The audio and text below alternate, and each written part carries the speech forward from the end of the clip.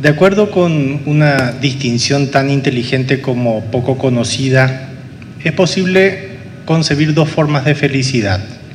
Una felicidad afectiva o alegría y una felicidad cognitiva o satisfacción. Debo confesarles que siento felicidad en ambos sentidos esta mañana. Siento alegría y satisfacción por estar con ustedes.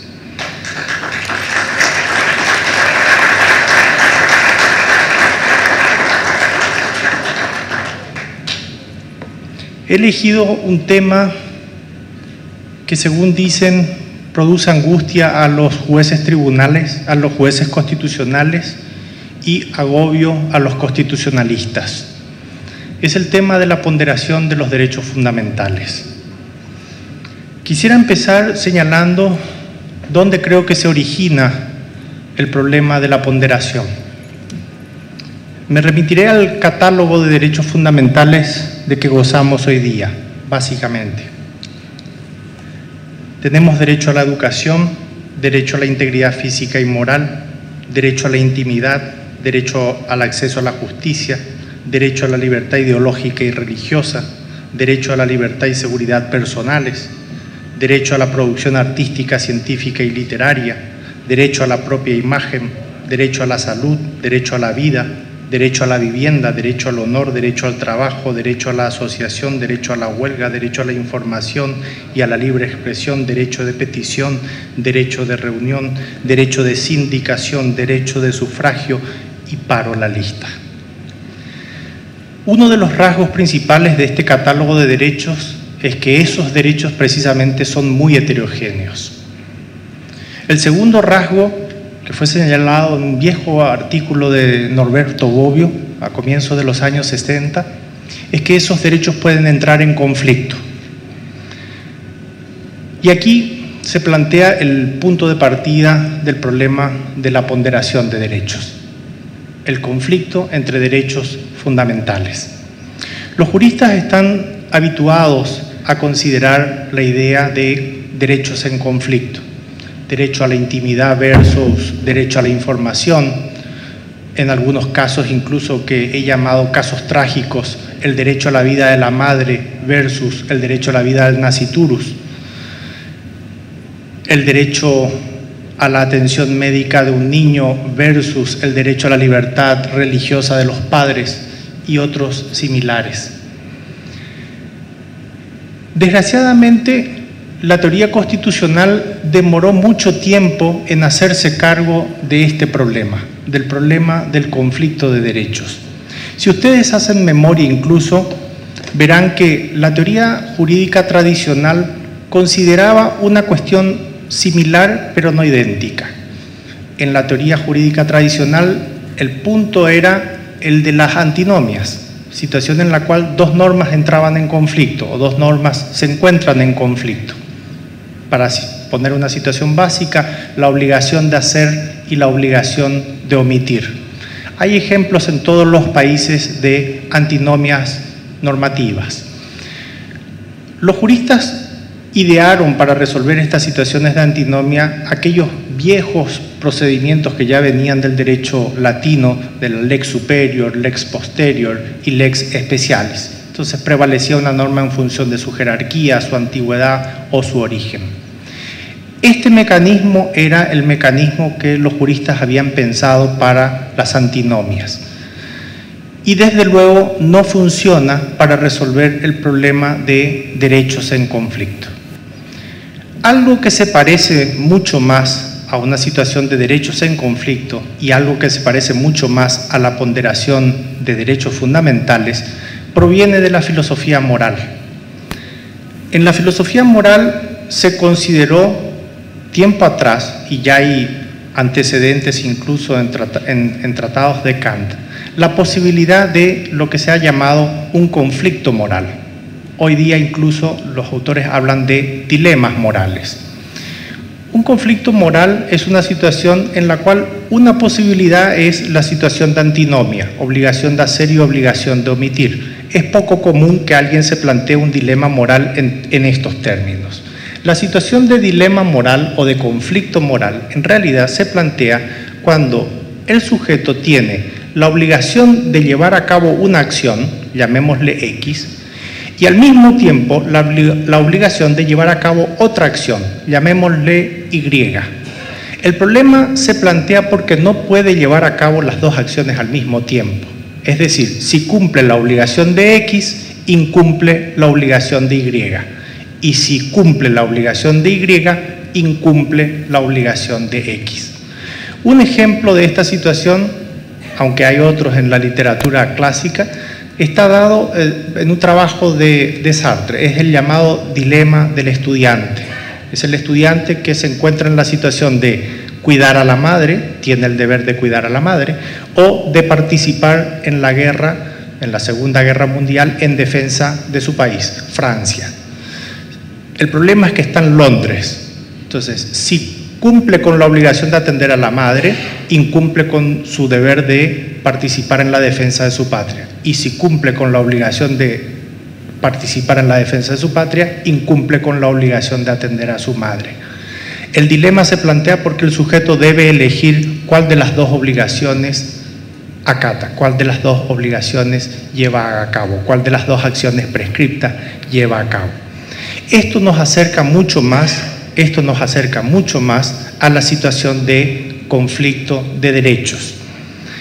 No me voy a detener en estas cuestiones que son muy interesantes, cada una de ellas es propia de un seminario, la idea de conflicto moral, la idea de dilema moral, la idea de antinomias, etc. Asumiré simplemente algunas de las ideas que rondan sobre estas tesis. En los años 30, un filósofo moral detectó un problema en la teoría kantiana. La teoría kantiana no admitía la posibilidad de que el sujeto tuviera deberes conflictivos. Kant decía que no hay deberes en conflicto. Como la realidad muestra que efectivamente enfrentamos situaciones dilemáticas ante normas morales, como las que acabo de mencionar, un filósofo muy destacado del siglo XX, Sir David Ross, planteó que los deberes morales en realidad no son como los concebía Kant, deberes que no están sujetos a variaciones o que no están sujetos a modificaciones según las circunstancias. Entonces introdujo una categoría particular, los llamó deberes prima facie, deberes de principio. Entonces, tenemos el deber de colaborar en la defensa de la patria, tenemos el deber de asistir a nuestros padres, pero son deberes prima facie. Estos deberes pueden ceder, a diferencia de lo que decía Kant, que no ceden, pueden ceder en determinadas circunstancias. Es decir, dadas circunstancias determinadas, puede prevalecer un deber sobre otro. En otras condiciones, la prevalencia puede ser inversa y distinta. Creo que esto nos aproxima mucho más a lo que hoy vemos como conflictos de derechos fundamentales. Avancemos por esta línea,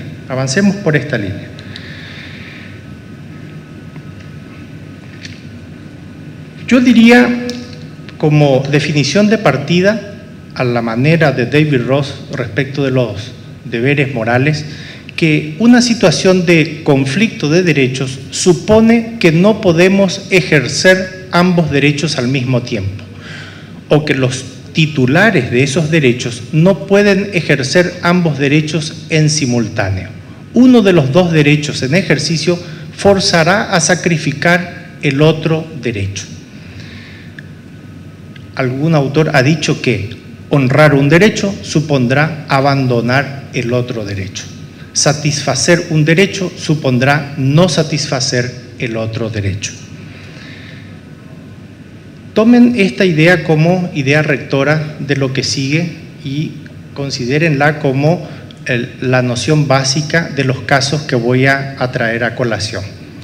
No quisiera dejar de agregar, sin embargo, que introducida esa definición de conflictos de derecho, vale la pena señalar una distinción interesante respecto de aquella situación de antinomia que considerábamos. Decíamos que hay antinomia cuando el sujeto tiene la obligación de hacer y la obligación de omitir. En cambio, en el caso de conflictos de derechos, no es un sujeto que tiene dos obligaciones sobre sí que no puede cumplir. Ahora, son derechos en cabeza de dos sujetos distintos que no se pueden satisfacer al mismo tiempo. Es decir, ya no es un sujeto con dos deberes sobre sí, sino dos sujetos con derechos distintos sobre sí. Esto de derechos distintos requiere una matización inmediata. Introduzco ahora una distinción: conflictos interderechos y conflictos intraderechos. ¿Cuándo estoy en situación de conflicto intraderecho? Cuando dos sujetos tienen el mismo derecho sobre sí, es decir, por ejemplo, derecho a la atención médica en cabeza de un sujeto y derecho a la atención médica, el mismo derecho, en cabeza de otro sujeto. Puede ocurrir que el médico no pueda satisfacer los derechos de ambos sujetos al mismo tiempo. Esto es bastante común en tiempos de guerra en campo de batalla. De hecho, los médicos en esas circunstancias tienen reglas para establecer a quién prestan atención médica. Entonces, este elemento me parece particularmente importante. Ya no se trata de un sujeto con el problema, sino de dos sujetos con el problema, invocando el mismo derecho a su favor. Situación de conflicto interderechos. Ya no es derecho a la atención médica versus derecho a la atención médica, sino, por ejemplo, derecho a la información de un sujeto versus derecho a la intimidad y al honor de otro sujeto. Son dos derechos distintos: información versus intimidad. Sigo la matización. En situación de conflicto interderechos, dos derechos distintos, puede suceder. ¿Me permiten una pausa? Por favor, no. Sí.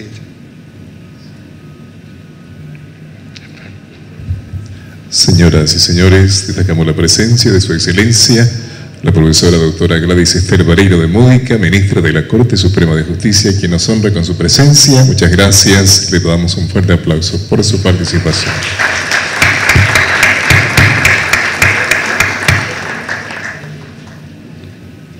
Entonces, retomo la distinción. En situación de conflictos interderechos, puede suceder que en cabeza de un sujeto recaigan varios derechos: libertad de expresión o derecho a la libre expresión y derecho a la información, versus derecho a la intimidad, derecho al honor y derecho a la imagen en cabeza del otro sujeto. Es decir, ya no es un derecho versus otro derecho, sino varios derechos en cabeza de un sujeto versus varios derechos distintos en cabeza de otro sujeto.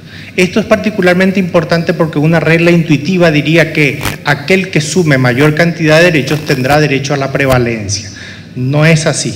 Ya les mostraré algún caso donde la suma de derechos, la mayor cantidad de derechos en cabeza de un sujeto, cede ante un derecho, por alguna circunstancia determinada, en cabeza del sujeto en situación conflictiva.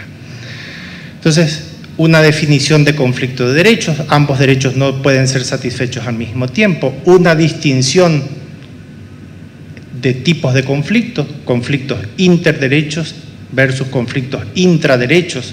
Dentro de la categoría de conflictos interderechos, conflictos interderechos simples versus conflictos interderechos superpuestos. Sigo. Llegamos al punto en que, dada la situación de conflicto, los tribunales constitucionales han generado un mecanismo. Es un mecanismo que tiene ya larga tradición, aunque ha sido objeto de particular análisis en los últimos años, sobre todo las últimas décadas del siglo XX. Es el mecanismo de la ponderación o el balance de derechos. En la doctrina americana se habla del balance de derechos, en la doctrina europea se habla de la ponderación de derechos. En rigor, no hay ninguna variación significativa. En definitiva, ponderar viene de pondus, latín, que significa peso. En ambos casos está dando vueltas la idea de el peso de los derechos. Y aquí no puedo dejar de detenerme. Hay dos metáforas de por medio. Hay dos metáforas de por medio. La primera, los derechos tienen peso. Los derechos tienen peso, primera metáfora.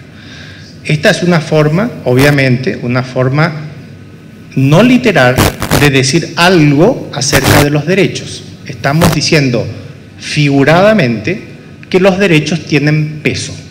Pero la pregunta es, ¿qué significa que los derechos tienen peso? Porque en rigor no son objetos materiales y por lo tanto, en rigor no tienen peso. Segunda metáfora, la metáfora del balance de los derechos. Aquí la idea es que, tengo que interrumpir de vuelta, perdón. Señoras y señores, Su Excelencia, doctor Víctor Manuel Núñez Rodríguez, presidente de la Corte Suprema de Justicia, quien también nos honra con su presencia. Desde luego es absoluta casualidad que ambos llegaran cuando yo estoy hablando. Entonces, la primera metáfora es la metáfora de que los derechos tienen peso. Los derechos no tienen peso, y en esto me parezco ya a Lelutier cuando dicen las gallinitas no hablan. Los derechos no tienen peso. Los derechos no son objetos materiales que puedan ser pesados. De modo que algo distinto se está queriendo decir con la idea de que los derechos tienen peso. La pregunta es, ¿qué se está queriendo decir cuando se dice que los derechos tienen peso? Segunda metáfora, tenemos la balanza para pesar los derechos. Los derechos pueden ser pesados en una balanza. Esta es, de vuelta, una expresión figurada. Pero dada la expresión figurada de que los derechos pueden ser pesados en una balanza, debo decir que en la metodología de los tribunales constitucionales, la metáfora de la balanza adquiere dos formas diferentes. Los tribunales constitucionales hablan de ponderar, pesar los derechos en un primer sentido, que es algo así como equilibrar el peso de los derechos en conflicto. Figura, pongo un derecho en un platillo, pongo otro derecho en un platillo y trato de calibrar la balanza de manera que los dos derechos se equilibren. Esta es la metodología de la ponderación como equilibrio. Los tribunales constitucionales dicen que hay que tratar de armonizar los derechos en conflicto y evitar la controversia entre ellos de modo que nadie pierda, que no haya un derecho dominante. La segunda forma de la metáfora es exactamente la que mencionaba al inicio, la que tomaba como punto de partida. Pongo un derecho en un platillo, pongo el otro derecho en el otro platillo y veo cómo se inclina la balanza. Aquel derecho que incline la balanza a su favor es el derecho de mayor peso, es el derecho dominante, el derecho prevaleciente en el caso concreto. Entonces, dos formas de la metáfora. Los tribunales constitucionales usan las dos. Cuando no quieren llegar a la segunda de decir que un derecho es dominante porque tiene mayor peso, dicen que van a tratar de equilibrar, armonizar los derechos en conflicto y evitar de ese modo la controversia. Hay autores que han desarrollado una línea de investigación y hay autores que han desarrollado otra línea de investigación, la metáfora del equilibrio y la metáfora del peso correspondiente, el peso relativo. Siempre está dando vuelta la idea del caso concreto. Cuando se plantean cuál es el derecho que pesa más, los tribunales tienen en mente cuál es el derecho que pesa más en el caso concreto. Los tribunales constitucionales en general descartan la idea de que haya algo así como una tabla preestablecida de pesos específicos. Algún autor sugiere que hay un listado, como hay una escala para los elementos químicos, hay un listado de pesos de derechos.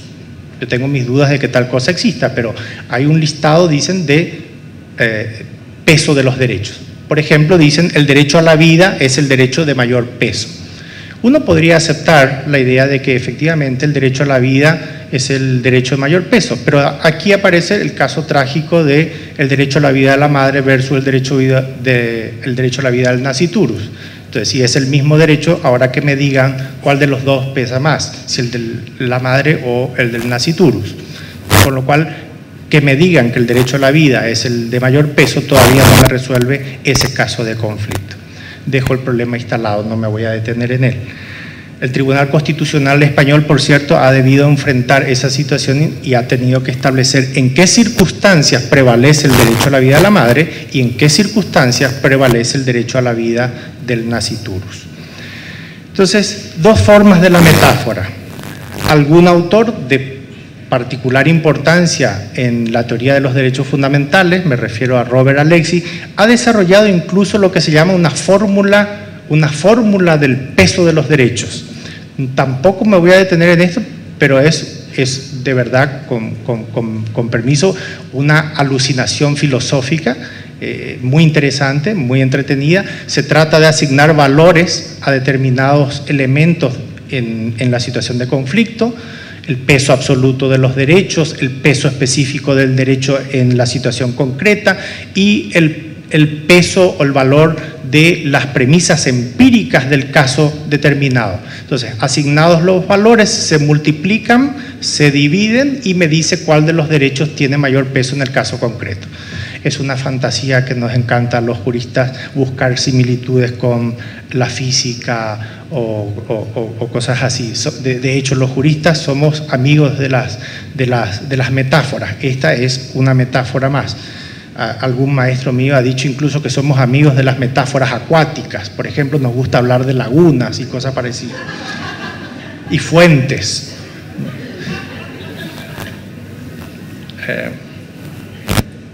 Me quedé en... ¿Héctor? Ah, sí, la metáfora de Alexis. Salto la metáfora de Alexis. Ya, sí. Sí. Pero esa fue una laguna mental. Sí. Bueno, permítanme ir a la casuística, que es la parte donde la cuestión se vuelve entretenida. A ver, ¿qué hacen los tribunales constitucionales cuando enfrentan situaciones como estas? Voy a tomar jurisprudencia del Tribunal Constitucional Español. Es una forma de no comprometerme con la Sala Constitucional de la Corte Suprema Paraguaya, obviamente. El primer caso, el caso Paquirri, es la sentencia 231 del año 1988. Paquirri era un torero muy destacado, seguramente el más destacado de su generación, y fue objeto de una cornada muy severa en la plaza de Pozo Hondo. Una lesión le produjo el cercenamiento de la arteria femoral. Se desangró en 30 minutos. Fue trasladado inmediatamente de la arena a la enfermería de la plaza y atendido por los médicos. Periodistas filmaron no solo la cornada en la arena, sino que filmaron la atención médica de Paquirri en la enfermería.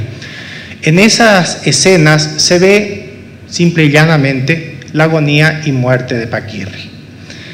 Esas imágenes fueron difundidas por la televisión española hasta que la viuda, ya muerto Paquirri, planteó una acción que llegó al Tribunal Constitucional Español, y el Tribunal Constitucional Español dijo que esas imágenes no podían ser difundidas porque afectaban a la intimidad de la familia de Paquirri. Se había planteado la afectación del derecho a la intimidad de la familia. De hecho, si ustedes buscan por internet, entran a YouTube, buscan las imágenes, en algún servidor encontrarán todo, la agonía y muerte de Paquirri, incluso cuando él en un momento determinado dice a los médicos, calma, ya muriendo, dice, calma, que aquí el que se está muriendo soy yo. En la televisión española, cuando se recuerda la muerte de Paquirri, la imagen va a negro y hay una leyenda al pie, según la cual las imágenes no pueden ser difundidas por sentencia número 231 del año 1988 del Tribunal Constitucional Español. Entonces se escucha el audio, pero no se ven las imágenes. Primer caso. Segundo caso. Es el caso llamado o conocido como el caso Friedman. Es la sentencia 214 del año 91 del Tribunal Constitucional. Aquí ocurrió que una señora, la señora Violeta Friedman, planteó una acción de amparo que llegó al Tribunal Constitucional respecto de una publicación de la revista Tiempo, en la cual se entrevistaba a un jerarca nazi, León Degrelle, donde decía cosas realmente increíbles. Decía que no había ocurrido el Holocausto, negaba el Holocausto, decía que no veía la hora de que llegara un nuevo Führer, decía que el doctor Mengele era una persona encantadora y normal y cosas por el estilo. La señora Violeta Friedman planteó acción de amparo, insisto, llegó al Tribunal Constitucional invocando afectación al honor de la colectividad judía. Entonces no era ni siquiera afectación al honor personal, sino la afectación al honor de un colectivo, el colectivo judío. El Tribunal Constitucional dijo que había que distinguir, y es un caso célebre, había que distinguir lo que es derecho a la información de lo que es libre opinión. Entonces, estas eran opiniones de Degrel, etcétera, no había forma de cercenar, pero, dijo el Tribunal Constitucional, no se puede decir cualquier cosa invocando la libertad de expresión. Por ejemplo, dice el Tribunal Constitucional, no se pueden formular expresiones racistas o xenófobas. Límite. Tercer caso, es un caso interesante, el caso García, es la sentencia 105 del año 90. Se trata de un periodista, José María García. José María García obtiene información de que un diputado de las Cortes de Aragón, que entonces era presidente de la Asociación Española de Fútbol, José Luis Roca, había cobrado unos viáticos de manera indebida. Entonces, en su programa radial lo trató de sinvergüenza, ladrón, bandido, cachafaz. Creo que alguien llegó a enumerar 17 adjetivos calificativos en una hora. La cuestión llegó al Tribunal Constitucional porque el afectado dijo que había aquí un delito respecto de su honra, etcétera. Y el Tribunal Constitucional dijo que no se pueden utilizar apelativos injuriosos en cualquier contexto, sobre todo si es innecesario para dar información sobre un funcionario público. Entonces, este es el caso en el cual el Tribunal Constitucional dice algo que todavía se repite en clase de Derecho Constitucional en las universidades españolas. La frase es muy buena. Dice, la Constitución no consagra un derecho al insulto. Cuarto caso, es conocido como el caso del arquitecto con SIDA. Es la sentencia número 20 del año 92. Aquí había ocurrido que un periódico de Palma de Mallorca había difundido un suelto en el cual el titular decía: el cuarto caso que se produce en Mallorca del síndrome de inmunodeficiencia adquirida lo padece un arquitecto palmesano quien convive desde hace algún tiempo con otro compañero de profesión catalán. Al parecer el enfermo es, siglas, LB, de 39 años de edad. Todo el mundo sabía de quién se trataba. A partir del suelto, el afectado plantea afectación a su intimidad y la cuestión llega al Tribunal Constitucional. El Tribunal Constitucional desestima los recursos planteados por la empresa editora, que había sido condenada en instancias inferiores, y también por el director del periódico. Y dice el Tribunal Constitucional que el derecho a la intimidad solo puede ceder frente al derecho a la información si lo difundido afecta por su objeto y por su valor al ámbito de lo público, no coincidente, claro está, con aquello que puede suscitar o despertar curiosidad del público. Entonces introduce la distinción entre el interés público y el interés del público. El quinto caso es un caso interesante, tiene un toque jocoso, irónico. Es llamado el caso del cura de Io. Io es un pueblito muy pequeño de Galicia. Es la sentencia número 240 del año 92. Nada menos que el diario El País, seguramente el periódico más importante de España, publicó una nota con este titular: un cura de Cangas de Morrazo, un pueblo, inicia la cruzada contra los desnudistas gallegos. Garrote en mano, el sacerdote lanzó al vecindario contra un campamento autorizado de nudistas. El cura dijo: yo no participé de semejante cosa. Entonces planteó demanda, etcétera, rectificación. El periódico rectificó al día siguiente la información, diciendo que en realidad no era el cura de Cangas de Morrazo, sino el cura de Io el que había participado de aquel evento. Y siguió con las rectificaciones. La cuestión Fue a parar al Tribunal Constitucional. El Tribunal Constitucional dijo, bueno, a ver, la información no era correcta, pero fue rectificada, fueron tomadas las diligencias pertinentes por el medio de comunicación y la periodista, y si bien el tono no era adecuado para proveer la información tenía relevancia pública. Además, como se trataba de un sacerdote, no era poca cosa que el dato fuera dado a conocer. En definitiva, a partir de estos casos, la doctrina constitucional española ha conseguido identificar 3 reglas que manejan esta cuestión del conflicto del derecho a la información y el derecho a la imagen, la intimidad, el honor de las personas. Esas 3 reglas son interesantes, son discutibles, por supuesto, y además provienen de la jurisprudencia del tribunal. Se las voy a reconstruir a estas 3 reglas y verán ustedes, en definitiva, a dónde viene a parar la situación de conflicto de derechos fundamentales. La primera regla dice, o diría, algo como esto. Cuando existe un conflicto entre el derecho a la información y el derecho al honor, primero, existe una presunción prima facie a favor del derecho a la información. Segundo, sin embargo, el derecho al honor puede prevalecer si la información carece de relevancia pública o no es veraz. Una información tiene relevancia pública si afecta a una personalidad pública o a alguien que sin serlo desempeña un cargo o profesión de interés público. Una información es veraz si es verdadera o es falsa, pero ha sido obtenida con debida diligencia. Con estas reglas se maneja el Tribunal Constitucional de manera consistente desde entonces. La segunda regla diría algo como esto.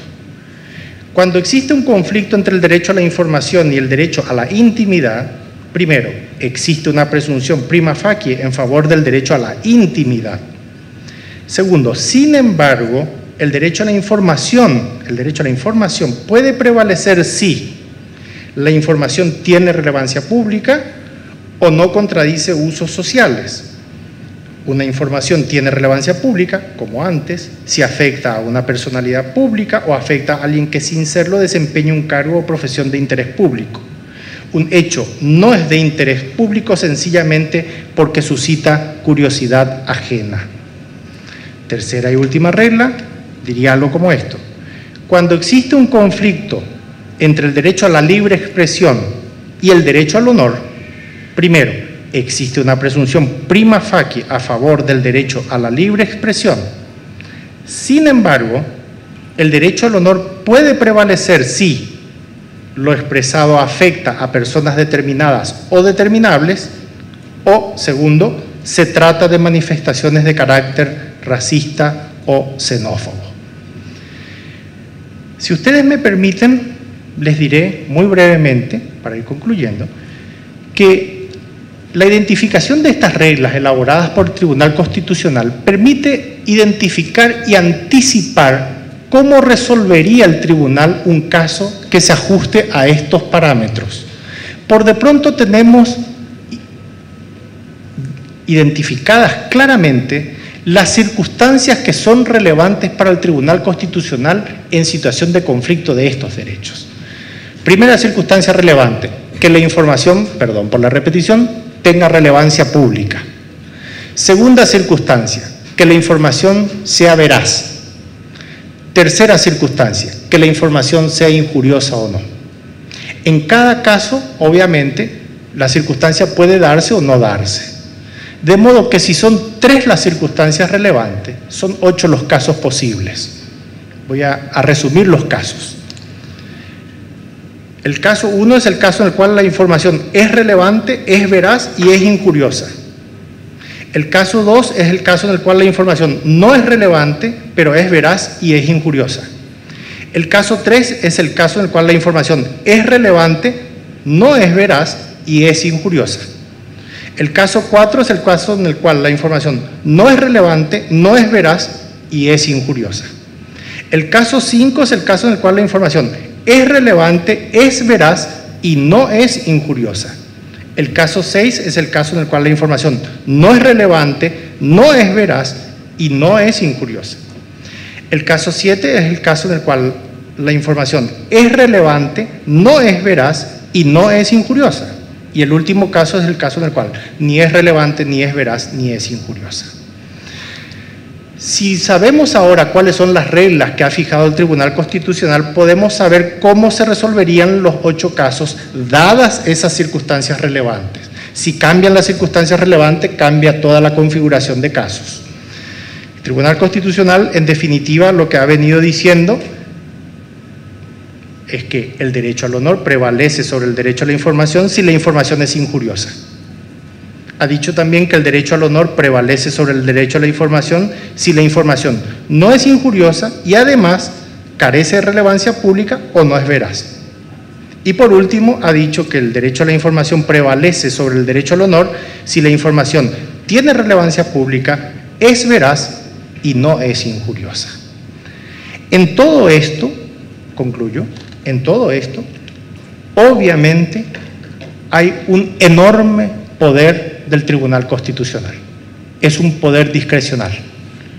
Es un poder discrecional para fijar cuáles son las circunstancias relevantes y a partir de allí para configurar los casos. Inmediatamente después para establecer la prevalencia de un derecho sobre otro. Cuando digo que el Tribunal Constitucional tiene un enorme poder discrecional en el trabajo de ponderar derechos, no digo que esa sea una libertad sin límites y no digo que no esté sujeta a la crítica. Muchas gracias.